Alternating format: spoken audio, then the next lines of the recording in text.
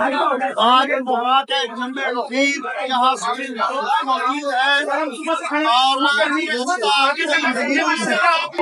اور ایک سلسلہ مبارک قادیانی کے کیس کے حوالے سے آج اس کیس میں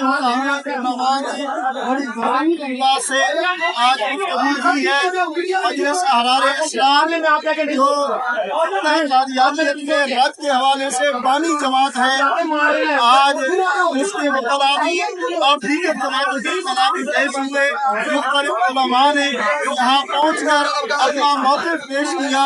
ہمیں امید ہے کہ انشاءاللہ کسی صورت بھی عدالت عالیہ کسی غلط فیصلے کی طرح قدم نہیں بڑھائے گی اور ہم یقین سے کہتے ہیں کہ یہ وطن عزیز ہمارا وطن ہے, اسلام کا وطن ہے, اسلامی ملک ہے.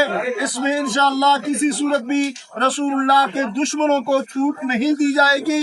ہم اللہ کے حبیب کے غلام ہیں اور ہم اس بات پر انشاءاللہ یقین رکھتے ہیں کہ ہمارے بڑوں کا خون لگا ہے اس ملک میں.